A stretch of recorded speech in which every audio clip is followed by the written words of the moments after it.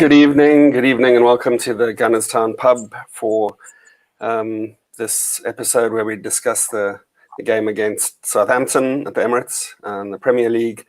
It was a big banana skin for us, obviously, the opportunity to lose 5 games on a trot. And we managed to avoid it, but only just, with a pretty interesting game. And tonight we're joined by Charlie, AFC Charlie. Hi, Charlie. How are you doing? Hi, guys. How are we all? And Mike McDonald joining us from the States. How are you, Mike? Hi, guys. Yeah, hi. I'm just hugely relieved to get through that. Right. And with us, as usual, Gav from She War. Gav, did you manage to stay awake through the whole thing? Believe it or not, I did nearly drop off in the first half, the first 20 minutes. I was struggling. I don't know why. But well, I tell you what. While you're on the mic, why don't you just give us your overall impression of tonight's match? I mean, compared to the shit shows we've had in the past, what did you think? Well, the first half was a shit show. The first half, I haven't got one positive thing to say at any player in the first half, and then we roll into the second half. We start well. It takes a bit of genius from Saka to get us going, and we equalise. And then Gabs gets himself 2 yellow cards, and then it's clinging on. So I'm a little bit, I don't know, glass a quarter full, really. I think it's important to stop the rot, though, as you said, Gav. I think it really was. I mean, it was, Charles. I mean, we don't want to be losing. And we don't want to be losing that amount on the trot. And at 1-1 down to 10 men, you take the point. But at 1-1 with 11 men, I thought we was going to go on and tear them a new one, to be fair. And it looked like we was going to. Yeah. I think Gabriel, I think that's probably the poorest game I've seen him in Arsenal shirt, full stop. I was kind of saying from the beginning that he was uncharacteristically sloppy. And he just looked like he had some red mist, and about 5 minutes before he got the second yellow. Actually, on Twitter, I just said, I would take him off. He just seemed to be red mist from the beginning, and he was on yellow. I said, I think we should think about subbing him, and then literally 5 minutes later, he just such an unnecessary, and the timing of it, like Shaka's red card last week, just as we're kind of starting to dominate a little bit.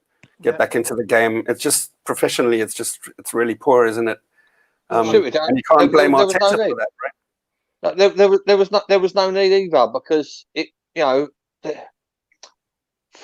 I don't think Theo wouldn't have turned him and gone on and scored. I mean, Theo was backing into him and playing the game as well. And as one of my mates said as we was watching the game, I wish Theo showed half the amount of cojones he did tonight as he did playing for us. Yeah. So you know what I mean? He That's true. Mike, did you have any surprises when you looked at the lineup? Obviously, we were forced into making some changes. So what were your overall thoughts about how we started? And let's kind of work our way through the game a little bit. Yeah, surprises. No, not really surprised. I personally would have started Cedric on the right and put some athleticism, dynamism in midfield with Maitland-Niles. Maitland-Niles did well at right back, but I suppose it pours so much doubt on why on earth we gave Cedric a 4-year contract and signed him when our regular right back's out, and he still can't start the Premier League game. And we need that athleticism in midfield. So that would be the big change. I personally would have put Balogun in, as crazy as that sounds. I think that something fresh would have just given everybody a bit of a kick. So that would have been something that I would have done. And Smith Rowe, to me, the bench was the big problem. I do not understand why you have to have 2 centre-backs on the bench and no creativity. So Smith Rowe being left out and Louise and Mustafi plus Cedric. When Mustafi can play right back, why do you need Cedric on the bench? Some really odd choices there, if I'm being honest with you. But the starting lineup was better. So your point about the midfield and maybe bringing in some athleticism and creativity. I thought Ceballos wasn't too bad today. Charlie, what did you think? Sorry, you repeat that, Paul. You just crumbled as you was talking to me. Oh, sorry. What did you think of Ceballos? I mean, from in the midfield, I thought it was one of his better games today. I felt like he. Yeah, I thought he done all right, and with Ceballos, I mean, he just doesn't set the world alight for me. Do you know what I mean? I know that's a bit. I don't know. He's just a bit flat. Do you know what I mean? I don't. It's hard. He's vanilla. He's vanilla, isn't he? He's vanilla, Yeah. Charlie, isn't he? 1 minute he's like, I think he's excellent. The next time he's just a bit poor. I don't know. It's an hard one. I thought we were quite flat in the first half, as we already spoke. I think that went for the whole team. We looked a bit poor, but I thought we come out the second half. We showed a bit more sort of purpose to our play, trying to go for it and stuff. But then we didn't. Like that red card just killed us. The same with the Xhaka one the other day. It killed us. That's not Arteta's fault. These red cards. He's coming under so much stick at the minute, the gaffer. And I mean, I've been very vocal on Twitter, so I'm fully behind him. I think he's the right man for the job, and I think this summer's going to be a massive, massive summer once we get rid of the deadwood, which I said a lot, and we've got to stick by him. These red cards, as much as Gabriel, I like Gabriel, and that's a yellow card. He got a silly first yellow card for the kicking the ball away, which is stupid, petulant.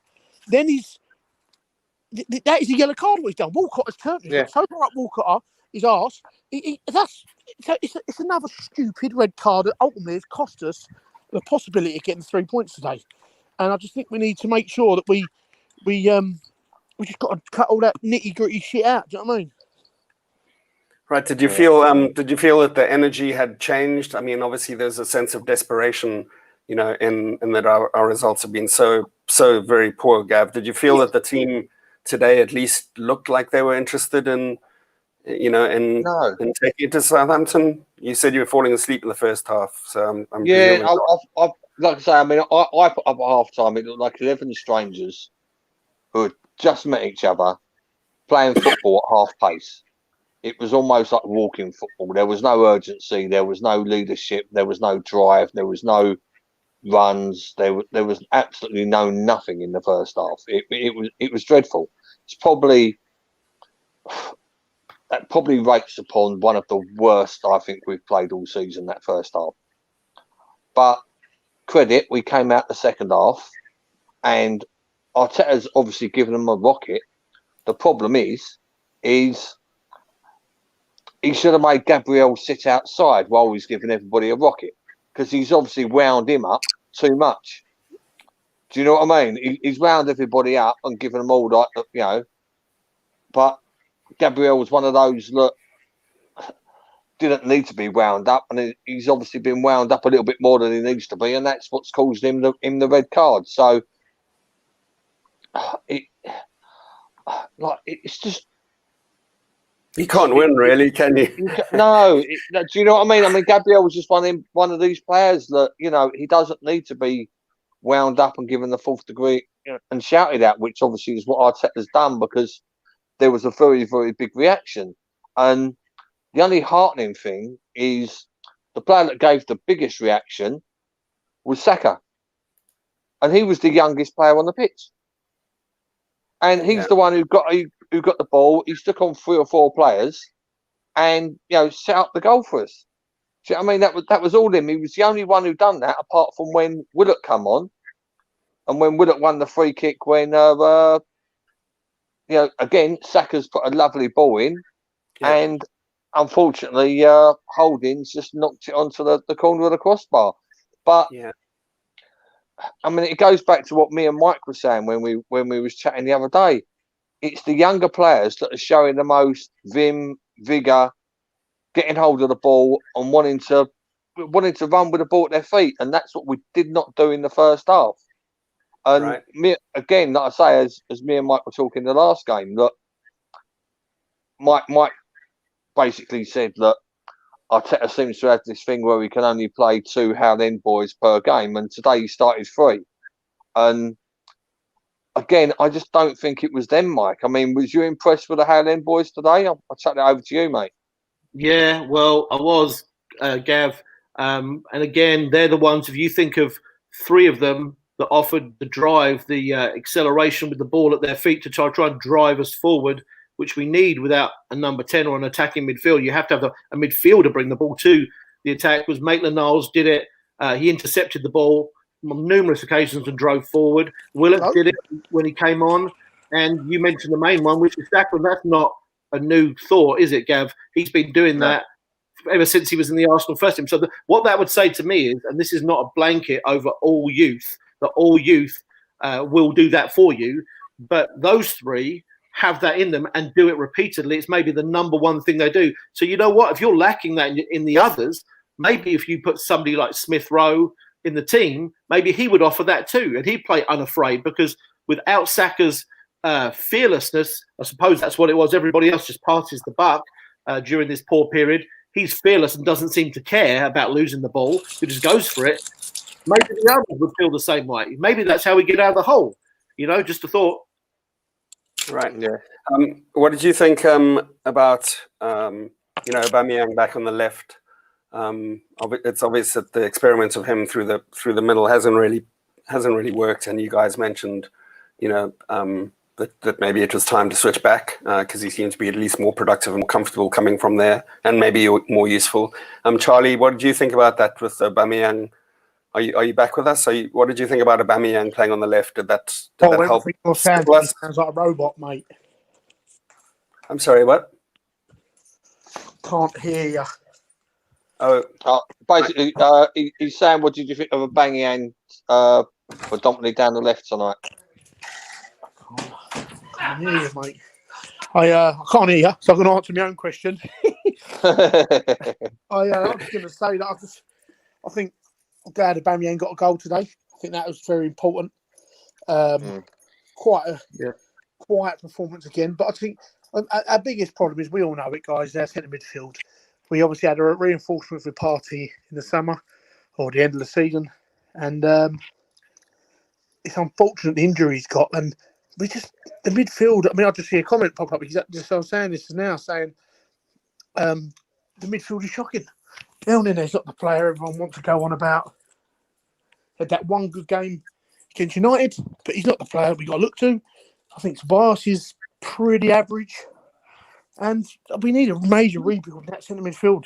It's killing us. It really, really is. And I think we've got to be quite happy with the point tonight. Southampton are a very good side. If the results went their way tonight, they could have gone top, I think. Yeah. So to get the point, sometimes you've got to say, you know what? It's a good point. We've stopped the rot. Let's look to the future. And we've got Saturday's going to be a double hard game, Everton away. So I just think we've got to look at the positives. I'm sure Arteta would be saying this to the players afterwards. Well done. Got the goal. You got a goal you wanted. Good reaction after the first half. Okay. The red card really changed the game. We're just coming on top. Let's use that first 15, 20 minutes of the second half that you had. Let's go into the next game with that. Well done for holding on for the draw. That was important. Unlucky not to nick it at the end. But let's just focus on the positives now and try and kick our season on starting Saturday. Sorry, Paul. I know it wasn't the question you answered, but I couldn't hear you. It was close. It was very, very close. I was just saying, I think just to chime in my 2 cents, I do think that Aubameyang playing off the left and then popping up in the middle is what creates the goals for him. I think when he's in the middle all the time, which is where he scores a lot of his goals, I think it's too predictable. He doesn't like the ball at his feet. We're not playing them long and over for him to run onto. So, he works really hard, and you can see he's waiting for those balls to play down, to come down the left or cut in. And every now and then he pops up and just outside the 6-yard box and he gets his goal. And I think that I would prefer to see him popping up there and scoring than him there all the time and just being played out of the game. I mean, touches. The other thing to that, Paul, right, is with him and Saka both popping up on the left-hand side, they should be tearing teams completely apart. They should be. I mean, even like a 2v2 or a 3v2 against us, Saka and Aubameyang down that side should have enough. The problem is once they've got past, there needs to be somebody in the middle, and I think that's what Arteta has had in mind tonight. He's had in mind tonight having them two, almost doubling up on the left, and hoping that Eddie gets on the end of one. And I think Eddie worked hard tonight. He got 0 opportunities. He was dropping deep. He was making the runs into the box. But like I said, he just wasn't, and again, he was the man to go, he had to be the man to be sacrificed once we went down to 10 men as well, which was unfortunate. Right. Mike, sorry, can I just ask Mike what he thought of the almost penalty against Tobias?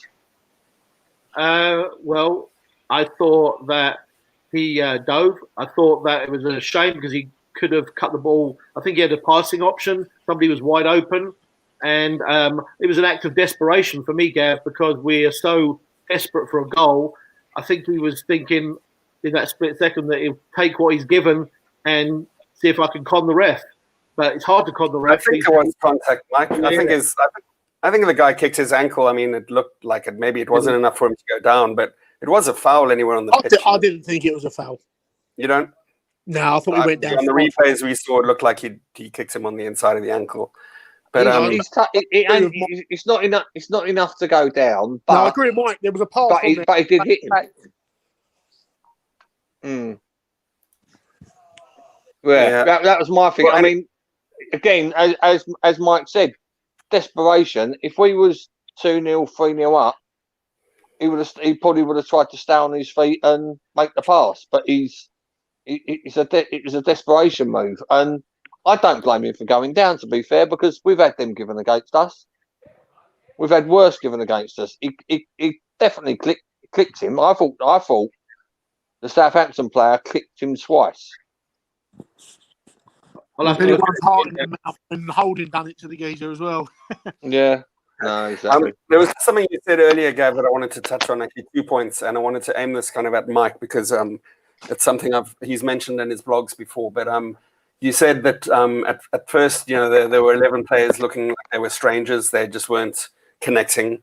And I've found that in the last few games, and I don't have a trained eye like Mike has, but I've found that we don't play those little 3-on-2s or 2-on-3s that we like, these little pockets of like hunting in packs and playing off of each other.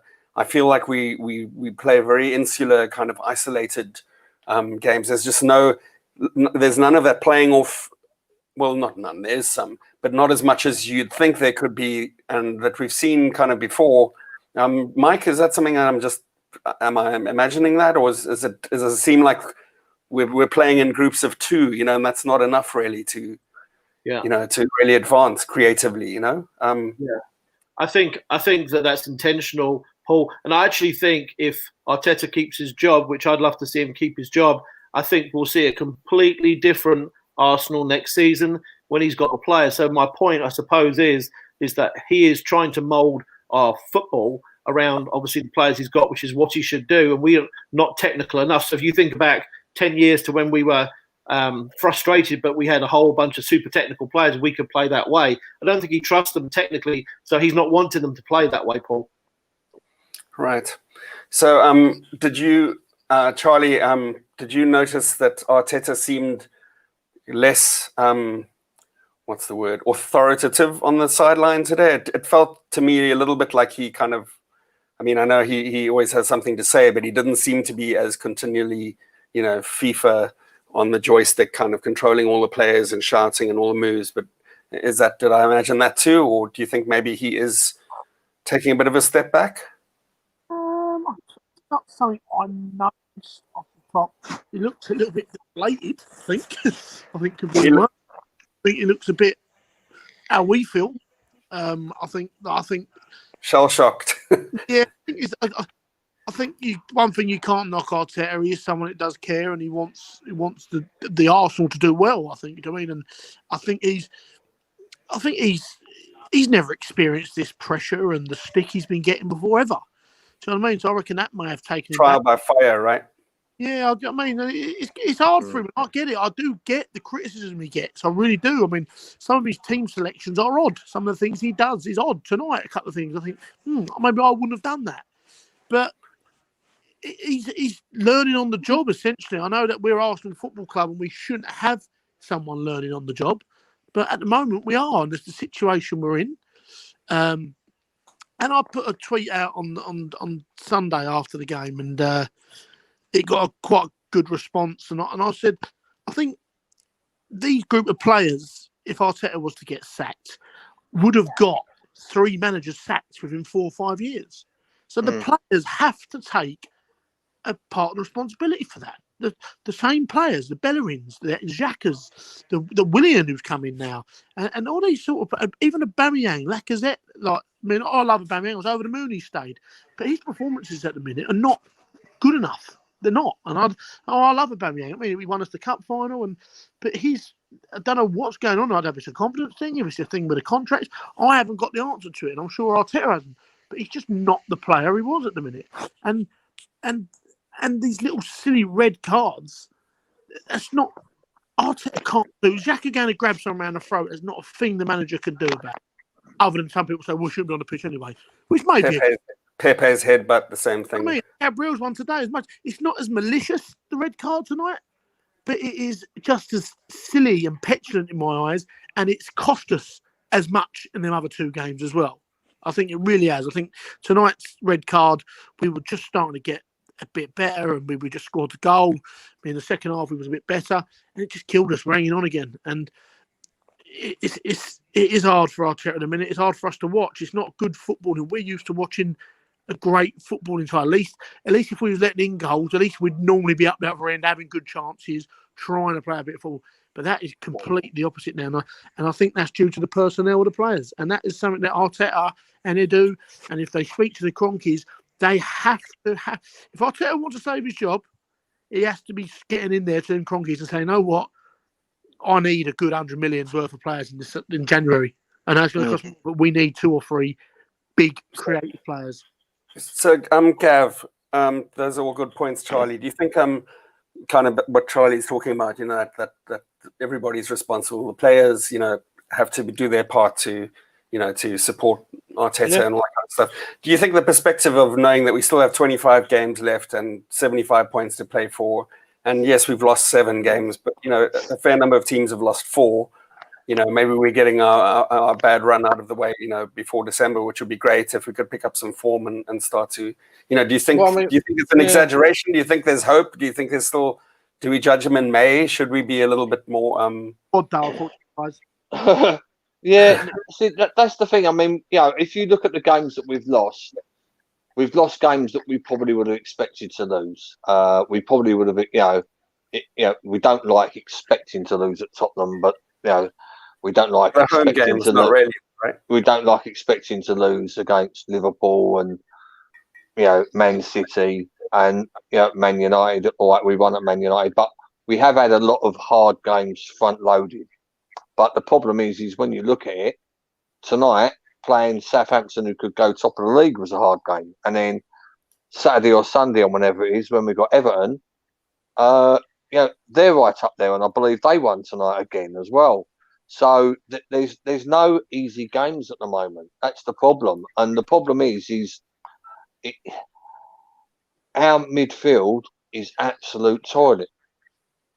Do you know what I mean? We've got 2 players tonight in midfield who, one of them is on loan to us because he can't get into his club's squad, and the other one was on loan last year, and it's just not. They're just not good enough. It's as simple as that. They're just simply not good enough. There was loads of times where they should have been playing or speculating on the first ball, and they wasn't, and that's possibly why the 3 up top aren't making the runs. And then when you go to the 3 up top, we've got someone who should be playing down the left, playing down the middle. We've got Zacco playing where we should be playing, and we've got whoever he pops up on the right, which tonight was Pepe, who I thought, again, wasn't much good. It would not bother me in the slightest if we got rid of Pepe in January. Would not bother me. Do you agree with that, Mike? I swing back and forth with Pepe. He's absolutely not worth the price, but to value judge him based on that, it's not his fault. I would say I would hold on to Pepe and hope that the coach found a way to play a 4-3-3 with him as an inside forward like Salah. I've just seen Salah score and Tottenham are 1-0 down, so that's happy. Yeah, and I will tell you, listen, if you think about Salah, who's a very similar type of play, he's better than Pepe, but he's a left-footed, lethal inside the box. Pepe seems to play his best football inside the box, not on the wing by far. He's pretty dangerous finisher, but he's always in the wrong position. He needs to be an inside forward, and so I would hope that that Arteta would give him that opportunity and build a team that suits him as an inside forward. Because I think if you had him as a goal scorer, you'd have a whole different product than what we're seeing right now with Pepe. He makes life too complicated. He's not as intelligent as Salah, so you need to give him less time to think about it. Pepe gets into those positions, often. Even in this game, there was 2 or 3 times that he got into a position where he could have maybe been effective, and he just never seems to. He never seems to deliver. I'm with Gav. I'd happily trade him for somebody half his price in January. It's never worked for me. I just get these. I keep wanting him to succeed. It's like you want to see it. You want to see it, Paul, don't you? And we're not seeing it. I don't think we've ever really. I want to see it. I really want to. I mean, you want him to succeed, but when does the point come, Paul? When you turn around and say it just ain't happening? It's like he may succeed in the French league or the Spanish league or the Italian league, but at some point you've got to turn around and say this fella is he's just not designed for British football. No. And it's sad, but that happens. That happens with some players. Some players just are not designed to play British football. Yeah, I'd agree with that, Gav, to a point. I don't disagree with that. It looks like that might be the case. Of course, as a winger, you can get away with that if you have lots of skill and speed, and in fact, it can work to your advantage. Like Podence at Wolves, he's a tiny little guy, but he's quick and intelligent. But that's what I would. You guys made a point about Dani Ceballos earlier. I would say the same thing. I think Dani Ceballos is not suited to the Premier League. I saw him play quite well today, and he offered far more forward thinking and incisiveness than the other midfielders have done. And he looked like he was playing about as well as he can, but it still wasn't good enough, which tells me he's not suited to the league. He's not athletic enough, and there's certain things he can't do because he's not athletic enough. Is that his fault? I don't think that's his fault. Sorry, Mark. Yeah, you almost want to take an average between Ceballos and Pepe, because Pepe has got all the instinct and the speed and the athleticism, but Ceballos has what you mentioned it twice: intelligence and thinking. And I feel like if the one player had a little bit more of what the other player had, another, you'd kind of get something close. I feel like Pepe has all the ability. We've seen him do these amazing, stunning things. He can get himself out of tight positions, but when he's in a position to make a difference, to do the right move, he touches 2 or 3 times too many. We've talked about this before, like toying with the defenders. It's like that. It's that match, that sharpness and the spur of the moment to actually make the right decision that's right for the team. Shoot, attack, pass, do that kind of thing. It just always seems to be the wrong one. And that's frustrating. Ceballos, I think, is an intelligent footballer. You can see he also gets out of situations, but just not through necessarily like the same kind of skill, but just through like thinking ahead, being aware, that kind of stuff. Charlie, do you agree with that? Or? I do agree with that. I'm not one. I would stick with Pepe. I think he's very unfortunate with the price tag, which Mike mentioned already, which is not his fault. I think he's probably one of the very, very, very few players we've got in that current crop of players that can. Okay, it's not very consistent at the moment, but he can do something. We haven't got many players like that who could just drop a shoulder, boom, goal, score a goal. I mean, I know already scored against Dundalk. Pepe was still our top goal scorer and assist in all competitions. So but that's not saying much, Charlie. I know that's not saying much. But comparing him to Willian, I'd rather see Pepe there than Willian. And Oh God. I would rather see Pepe there than Reece Nelson. So I'm looking at the rest of our squad at the minute. I think he's still the best of the bad bunch. But yeah, but Charlie, let me give this one to you then, right? Pepe is not performing nowhere near as well as Saka's performing, and Saka's he's a teenager. Yeah, but that's okay. That's like saying that Saka's outperforming Aubameyang. You can't look at the teenagers. Saka's played a year of league football now. For me, he's an established first. We've got to get away with these kids are kids. These are footballers. Saka's been playing Arsenal now virtually week in, week out for a year. Yes, he's young, but for me, he's an established footballer. He's entitled to have a pop at him as much as you are everyone else. He's just, you have good games, you have bad games. That's football. Yeah, but we're seeing. Yeah, but if we go back to what I said earlier, right? We're seeing stuff from Saka, and I'm not seeing that from Pepe, and that's my thing. I want to see what Saka's doing. I want to see Pepe be doing that, and I ain't been seeing that. But what's happening though, Gav? But then look at that and Gavin, they're different players. Saka's scored 3 goals in his Arsenal career. Pepe scored nearly 18, 19 in his Arsenal career. Same length of time. They're different players. So I agree with Mike. Pepe's more attack. He should be up there as an attacker, as an inside forward. And Saka, I see more as a winger at the minute. So yeah, I've got another piece there, Gav. Gav, I'd say that the difference in those two is actually a technical style. So we all remember the goal tonight. It might be the last one of the season. So Saka, when he got the ball, drove at the defender. Then he drove at the next one, and he created that over direct running with the ball. When Pepe gets the ball, not that it's wrong, it's just a stylistic thing. He slows down and he waits for the defender to bite. I've been noticing this all season long, and I can't remember the last defender that's bitten. And it's almost as if pre-game they say, if you don't bite against him, he can't go around you. And that's why. Now, if Pepe was to get the ball just occasionally and run at full speed at the player, just like Saka did, and change direction, here's my last point, and this just shines so bright for me.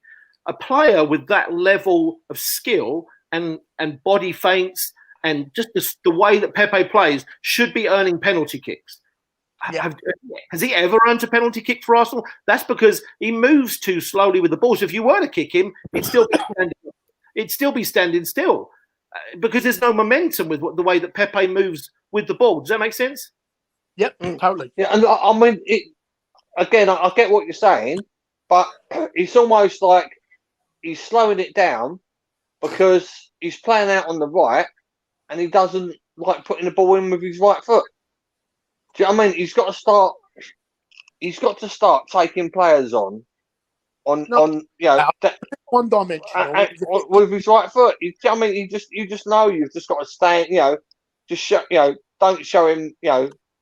Don't show him the inside. Don't show him the inside. He slows it down. Well, he passes it back to Ceballos, who passes it backwards again, and that's that. That's just broken down, and it's just annoying. It's just annoying. Do you know what I mean? Gav, I'm going to butt in here and just say, I mean, with Saka and Pepe and Tierney being as like hectically left-footed as they are, that really like slows us down a lot of the time. I mean, it's like it doesn't matter whether it's Pepe or Tierney.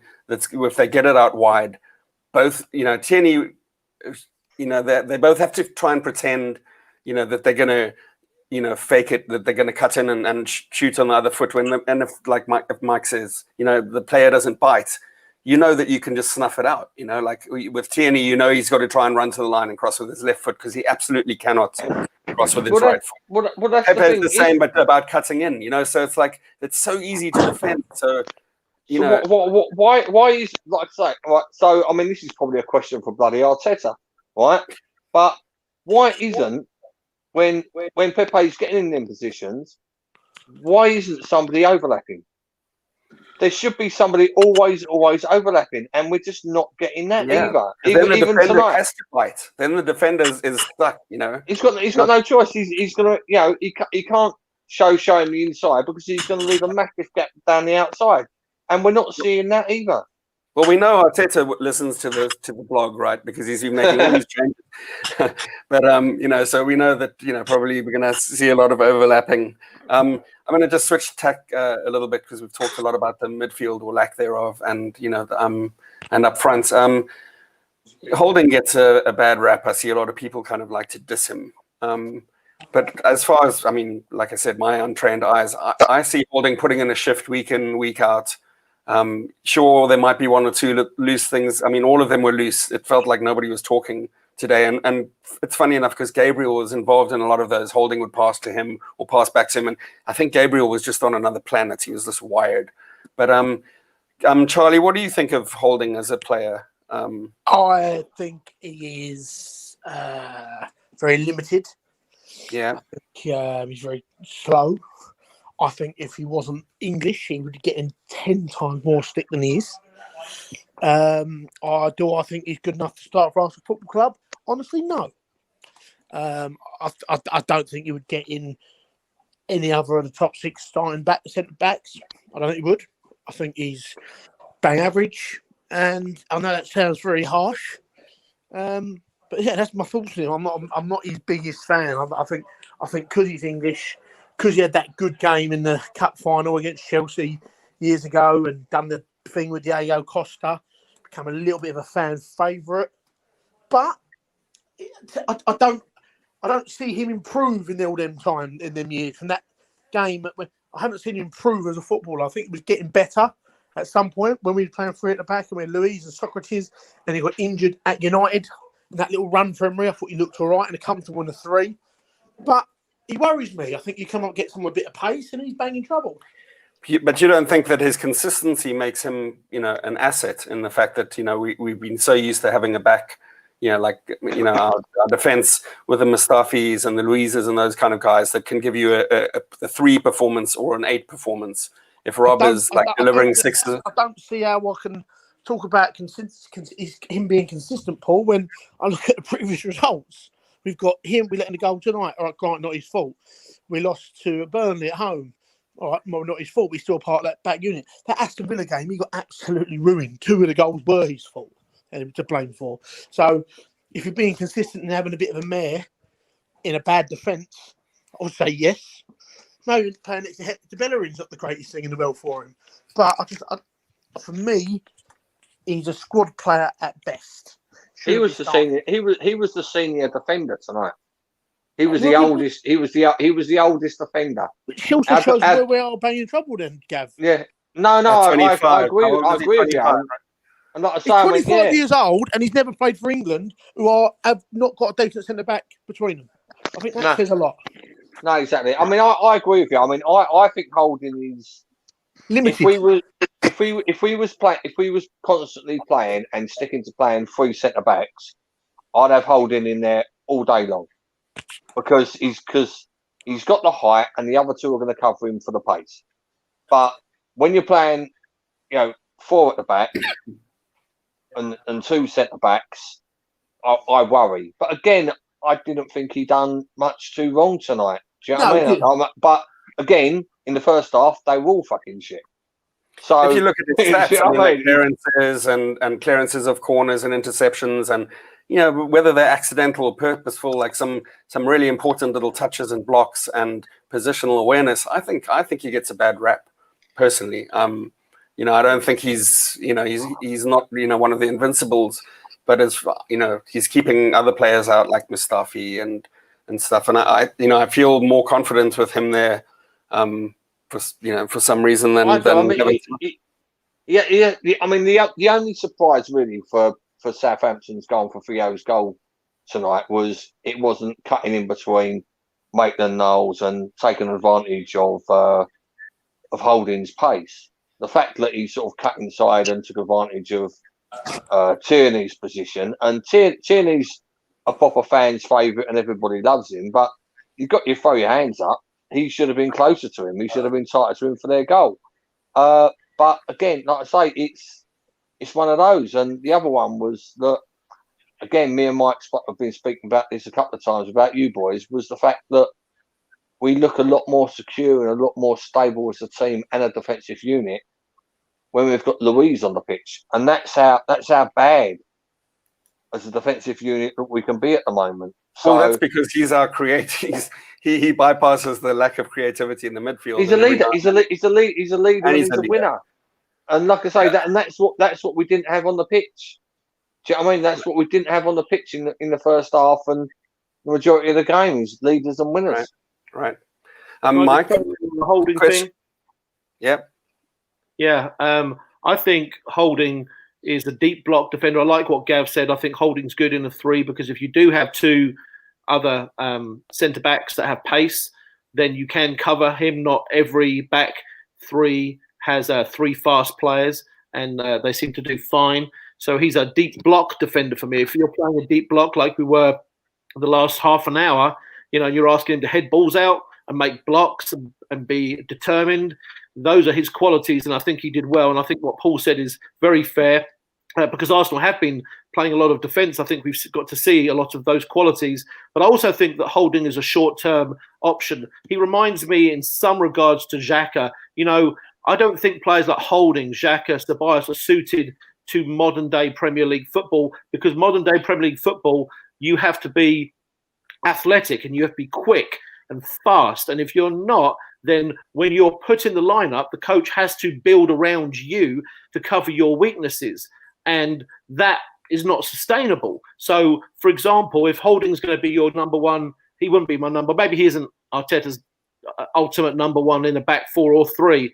But you can't have a player with non-athletic qualities in your lineup as your long-term plan. So hence why Arsenal went for William Saliba, because he's a modern athletic and he's got those other qualities that Holding has as well. Of course, he hasn't been tried yet and he's not experienced, but Holding is a short-term solution to me.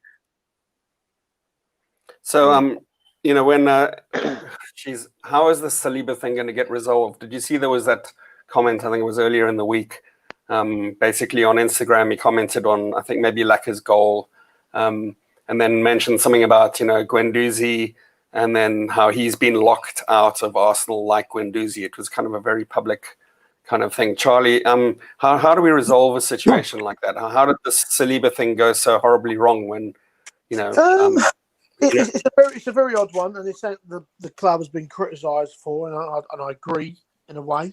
You got a 27 million player that you've signed that was supposedly the best player in that French league, and he played alongside that Fofana, who's better than Fofana supposedly, and that Fofana's playing week in week out now for Leicester. So it's very odd. I understand that when he come to London, his mum died. He was going for a rough time. I think the club tried to. He had a couple of mares in pre-season. I think the club tried to protect him in a way, but what I do find ridiculous, which I cannot defend Arteta in the club for, is leaving him out of that Europa League squad. Surely, we see the group we had, like he should have been at least getting minutes in them games, which is odd. It keeps him happy, it keeps him fresh, it keeps him playing a bit. But we have just frozen him out a bit, and I don't really get why. I mean, I think as a football, I do get to protect him. Of course, he's playing this defence, and we're getting beat these 3-4-0s. Or whatever we done stuff. Whoops. We lost Charlie for a second. Until he comes back. Go on. I mean, I agree with Charlie, really. I mean, I think the club have tried their best. I mean, if you read between the lines, and you're obviously not gonna hear it. Obviously, after he's moved over to this country, he's lost his mum. I believe he's also lost his father in the past as well. Yeah. And then I just don't think that he was in that position. They tried the best to get him a loan deal back out to France. So at least he can be in his own speaking country and with his friends, etc., which didn't work out. And I just think he got written off a little bit too early. The problem is he's now 6 months down the line, and I think he's probably in a better position mentally. So there's really, I mean, what I'd love to see him get like a loan deal to someone like Brentford. I think that would be ideal. Someone like Brentford or QPR, get him in there till the end of the season, get him used to playing in England, get him all happy, cheery, and playing 90 minutes every week, and then we go again next year. But I mean, we have got an absolute abundance of centre backs. Yeah, we've got more centre backs. I think we've got about 8 centre backs. Yeah, and at the moment we're playing 2. It's ridiculous. Something had to give. So I completely understand what's happened with him. It's as much as his circumstance, his mental condition, and the fact of how many centre backs we've got. So I do believe it was, for the player's best interest at the time. But the boy needs to play. He needs to be playing. If it ain't for us, drop him down a league, and hopefully get him playing every week. I was chatting to my friend Josh, who was on the show a few episodes back, and I talked about the Saliba thing, and then how he'd mentioned Guendouzi, and I thought about Guendouzi and the kind of all the hype and all the expectation, the hope that we had for him, and the Torreira situation, which it was just weird because he kind of just seemed to drop off the face of the planet, after having a fairly decent first season for us. The Guendouzi thing, there was a discipline issue. I think there was more of a haircut issue than a discipline issue. But if you look at that as a broad group, and you look at the Xhaka discipline, if you look at this Pepe thing, there's these things creeping in like Gabriel today. Do we have an issue with? What is it about and some of this isn't obviously Arteta only. It's come through under Emery as well. But do we have an issue with managing our players that other clubs don't seem to have? I mean, you took Ozil, Guendouzi, all of this stuff happening. Is there another issue going on in the background that's maybe adding to the toxicity, Mike? Yeah, well, maybe. What I would say that I think is important too is that Arsenal haven't been in a great winning run for quite a long time, and in a place where we've been happy. And so if it's frustrating for us, it's frustrating for the players. And if you're playing any sport during the event and you're not on a good run and your things aren't going well, then I'm not so sure that we aren't overthinking that somewhat, and that the frustrations that we feel if we were chucked out there on the field wouldn't boil over into some of these actions that are leading to red cards. So I do think that's a part of it. To fix it, I don't understand what I read today, that Xhaka and Pepe were fined. I don't understand what kind of deterrent that is to a modern footballer who earns £100,000 a week, to fine them, 25,000, 10,000, whatever they get fined. It's just like fining us. It's like fining us 50 quid. So you've got to be a little more clever than that, and your accountability has to be something that they're bothered about. So money is not really. It depends what the fine is. It depends whether they're fined a week's wages or whatever.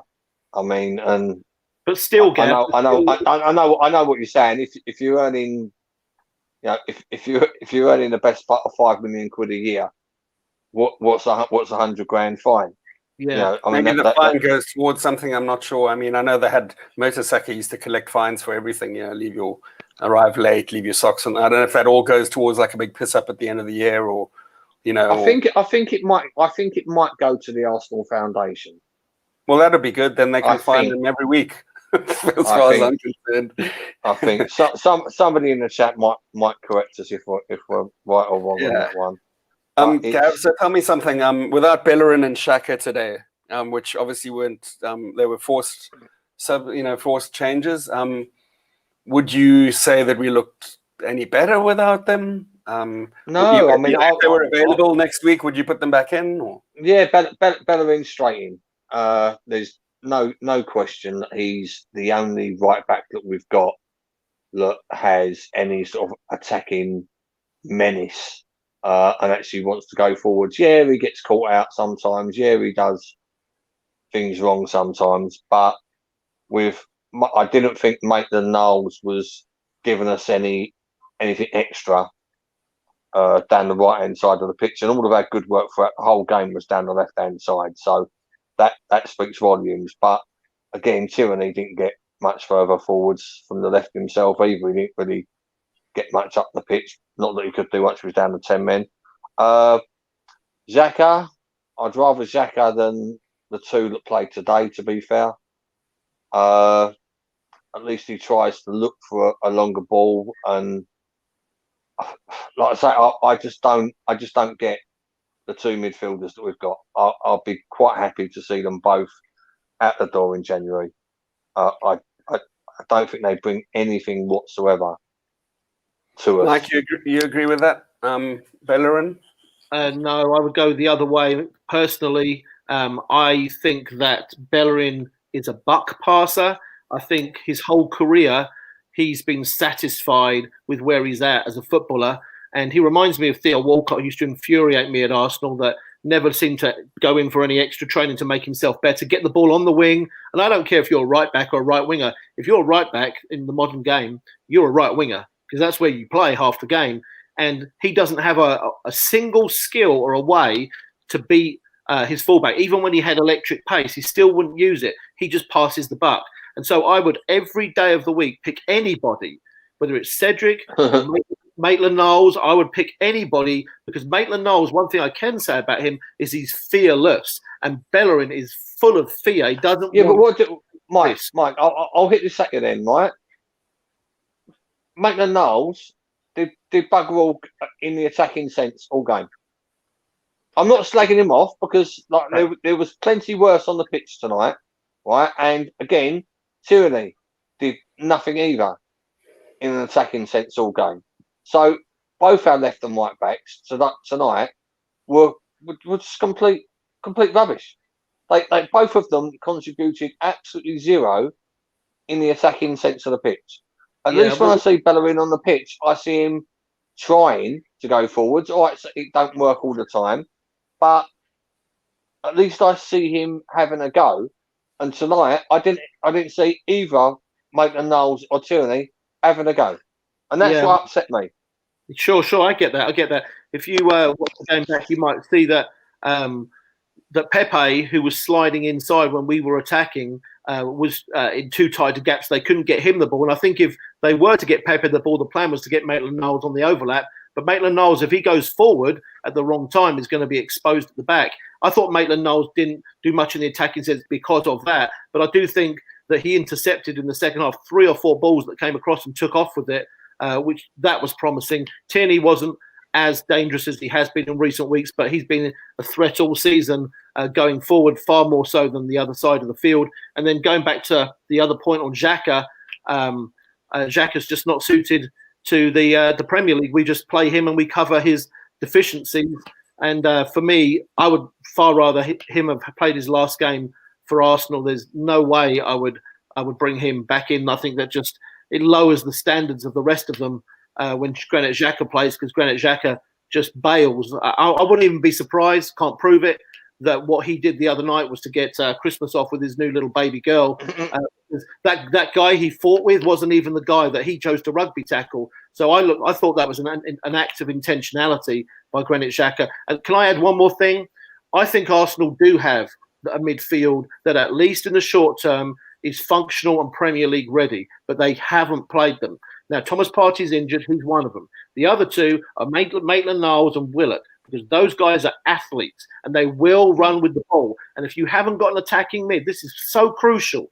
If you haven't got an attacking mid, which we don't right now, you have to have your midfielders bring the ball to the attack. And those two players have those qualities, hence why Xhaka, Ceballos, El Neni are driving people mad. But we can't ask them to do something that they can't do, but yet we're not playing the Premier League ready midfielders that we actually have at Arsenal. No, I mean, all fully fit. I'd have Partey and Willock on the pitch. I mean, I thought it was one of Arteta's best substitutions all season when he put Willock on, when he brought Willock on today, because it was just at the right time and it was the right player, and he was hoping that he was going to go forwards on the break, and he did. He did. He got, like I say, this is what I'm missing, Mike and Paul. this is what drives me mental, right? I want to see our midfielders get the ball, turn and drive, and we've got no drive. And like I say, we're not going to get drive out of Ceballos. We're not going to get drive out of El Neni. So, I mean, we know we're going to get a certain amount of drive out of Partey, hopefully, whenever he's back. I have no idea when that is. But until then, you just got to get Willock. I mean, I think it was Willock's first appearance in the Premier League this season, which is ridiculous because he's been showing what he can do. And yeah, it's been against lesser opposition, but it's the intent, and that's what gets me is the intent, and especially the first half. We didn't have enough players with intent on their minds, and that's what wound me up about the fullbacks tonight. No intent to go forwards. That's what wound me up about the midfield. No intent to go forwards. And Is that like I say, I don't care if they balls it up. I could watch our midfield and our fullbacks lose the ball all day long, right? I just want to see intent. I want to see intent. I want to see drive. I want to see passion. And but Gav, that's why I fall asleep watching the games because there just ain't any. But Gav, that's not an Arsenal problem? That's just a confidence problem in any sport. When you've lost so many games, that players hide, players play within themselves, they play safe, and that's not just Arsenal exclusively, surely, right? But like I say, but then when you get Saka that's not hiding, and then when you get Willock that's not hiding, and put the players on the pitch who ain't scared to make a mistake and who ain't scared and don't want to hide. Right. Well, it's as simple as that. Yeah. For me, I agree with both of you there. For me, it looked like, and there were particular moments at throw-ins. When a defender is coming forward, with the ball, we've just won it in defense or something, and Leno's rolled it out, and they're giving us space to bring it up. There's moments like that where you would just expect the people to want to make themselves available to do some kind of movement, like to make something happen. For me, like if like chasing down a second ball or headed ball, we're not doing that. And sometimes you can play your way out of a hole just by focusing on the small things, which is like with energy, attacking the ball, trying to win it back if you've lost it, helping the guy who's got it, like just you create this energy, and that energy can help dig you out of that kind of space that of lack of confidence or low risk and all that kind of stuff. We're not talking about doing anything like weird or just investing. And like Gav said, intent. It's just about that. It's just about being the player, that you would like, presenting themselves to you. You've got to be that. You've got to make it happen. Yeah. There's too many people on the pitch right now that are hoping that somebody else will be the person that's going to make it happen. I think there's a foundation, Paul. I think that the foundation of the whole thing in the English Premier League is speed and athleticism. I'm watching in the background here, you guys might be as well, the Liverpool-Tottenham game, and you all know Moussa Sissoko. Moussa Sissoko is not a fabulous footballer, but because when he steps onto the pitch, he knows that he's strong, fast, aggressive, built for the Premier League, quick. He's got all those qualities, so he's more willing to come for the ball and check for it, receive it under pressure like we want our players to, because he knows if he loses it, that he's got the physical qualities to get it back. If you play El Neni, Ceballos, and Xhaka, they have. If I was them thinking about this, or in my current state in my mid-40s, if I play in the Premier League game, I'm thinking, okay, I'm going to have to play one touch. So I'm going to have to scan quickly, play one touch, because I haven't got the physical qualities if I get tackled. And these guys have that in their mind. So that's why I say Maitland-Niles, Willock and Partey would play with more confidence. They'd want the ball. They'd carry the ball. Because if the what-ifs happen and the transition happens, they have all those qualities to make up for it, whereas others don't, so they don't try, and then it goes downhill. Well, not only that, Mike, but they have to, when they get turned, because of their lack of athleticism and lack of awareness, like Xhaka will start doing it in the 11th or 12th minute. They'll grab the person. Yeah. Ceballos does it. He just can't stop reaching out to try and... So Xhaka does it. El Neni, not as much, but he does. He starts to get clingy. But Xhaka, he'd much rather pull you down and earn a foul, maybe a yellow card, than actually turn around and run and chase, chase you down. So has that foundation. He doesn't have the athleticism, so he's left with, I can just leave it and chase and look inadequate because I'm not athletic enough, or I can try and stop the guy, but I get a yellow card and now we're in trouble. And it's that foundation again. That's why we've got to rip it up and start again. And unfortunately, players like Danny Ceballos, this I think, 10 years ago, Danny Ceballos would have been fine in the Premier League because it wasn't quite as crazy athletic as it is now. But unfortunately, that guy's in the wrong league, and he's got to figure that out. Because Fabregas wasn't that athletic, right? I mean, it's vision. He wouldn't have succeeded in the same way as he does now. Did then. He wouldn't have succeeded as much. He's a very good player, but Danny Ceballos is just in the wrong league because you have to have athleticism, unfortunately, to survive. I wish it was, technical players like Fabregas and Ceballos could survive, but you can't anymore. Sorry. Okay, guys, we've been at this for about an hour, and I think we've been chasing our tails for about it. It seemed like for about 4 months. But let's just quickly, Gav, your thoughts about Everton. Maybe any ideas about changes in formation and results. If you want to just do a quick summary on the Everton coming up. I'll be honest with you. I'm just as worried as I was tonight. I say Everton seem to be getting results here, there, and everywhere as well. But Everton are a little bit Jekyll and Hyde. They can get a good win and they can get a dodgy defeat at the same time. Again, it's like I say, we've just got to hope that some resemblance of the team that started the second half appears. And again, like I say, I would like to see some resemblance of the team that finished starting the game. I want to see Woodcock starting. I want to see Eddie giving another go. Like I say, it's just another worrying one. It won't be easy. But like I say, it's another must win or the knives are out for Arteta game, isn't it? Unfortunately. Mike, Everton, I think we have to play athletes in midfield, not just because I just said so. Not that Everton have improved this year because they bought a brand new athletic modern day midfield, of which I've been trying to harp on about for way too long. Players like Decore. So if you want to compete against those guys, you can't play El Neni and Ceballos together. You have to have some athleticism in there. So I would go with a 4-3-3. I'd go with El Neni because Partey's not back and play Maitland-Niles and Willock in midfield. I'd play Balogun instead of Eddie up front because I think that spark of excitement would bleed through the team. And I think I'm not quite as concerned as I would have been because our main man got a goal. And regardless of the score tonight, that was one massive monkey that he needed to remove from his back. And he's done that. So maybe we get a smile back on his face, and he's the captain and the most influential figure at Arsenal Football Club. And I think that will go a long way that he got that off his back, And obviously you'd start Luis instead of where Gabriel is red carded, right? Yeah, I would start Luis. I don't know why Gabriel plays centre-back when he can't communicate in English as well. Don't get that. Because his first yellow card for the goal was a lack of communication between him and El Neni. He obviously didn't say anything because he can't talk in English, and he crashed into El Neni, didn't he?